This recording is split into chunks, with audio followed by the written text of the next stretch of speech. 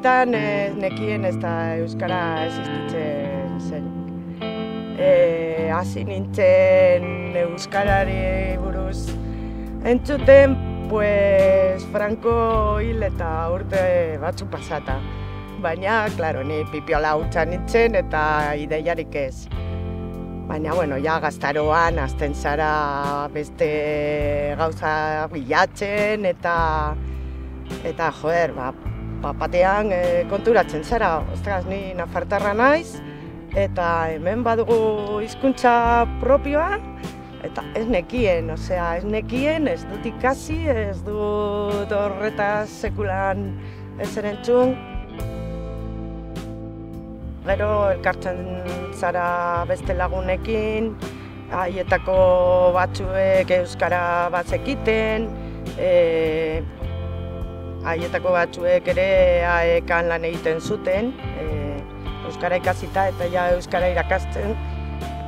Eta, bueno, erabaki nuen, hasiko naiz honetan, eta, bueno, nire aita hasi nintzenian euskara ikasten, moskeatu zen, ez zitzaion bat ere gustatzen. Biziko banintz hemendik 20-30 kilometrotara, askotan pentsatu dut oso neketsua dela, kriston esfortzua dela, eta ia zigorra umentzako zen. Nire seme-alabak esnatzen dira 7 ikastolara joateko autobus hartu behar dute, baina, klaro, beste herri batetik ordu bat lehenago ateratzen dira goizeko 8etan ja 18 hilabetekin. Hemen sartu behar dira txiki-txikitatik eta murgildu behar dira egun osoan euskara giroan. Baina, bueno, esfortzua egin behar da. Euskara ikasteko beste aukerarik ez dugulako. Ekonomikoki ere kriston esfortzua izan da, diru laguntzarik ez dugulako. Ikastola aurrera eramatea, da milagro bat, oso zaila da, eta Nafar gobernutik diru laguntza itxizenetik, ibili behar gara beste jendearekin, erakundeekin, beti diru eske.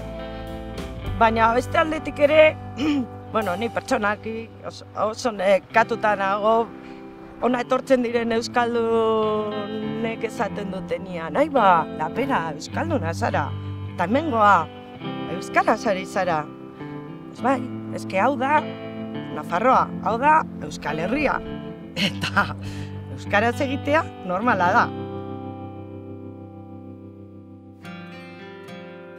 Ikastolan ere gurasoen arteko harremanak oso estuak dira, oso familiarrak, eta konpartitzen dituzu gauza asko, baina batez ere elkarrekin lan egiten dugulako. Eske lan egiten dugu ikastolan, gu ikastolako parte gara, eta implikatzen gara gauza guztietan, garbiketan, pedagogian eta erabakietan. Ez du parekorik niretzat, beste ikastetxeekin konparatuz, nik ez du talako bizitasuna ikusten. Euskararekin herriberan kriston aldaketa nabaritu dut nik. Badago askoz jende gehiago euskalduna dena, euskaltzalea dena ere, eta batez ere nire ustez izan da ikastolaren eragina.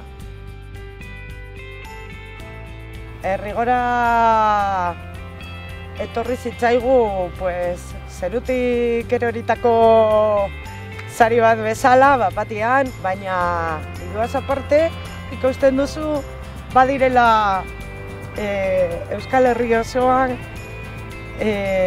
beste jende elkartasuna adierazi nahi duela, parte hartu nahi duela, niretzat oso kriston asmakuntza izan da. Azaroaren 12 baino lehen, eskatu zeure saskia. Herri egiten ari gara.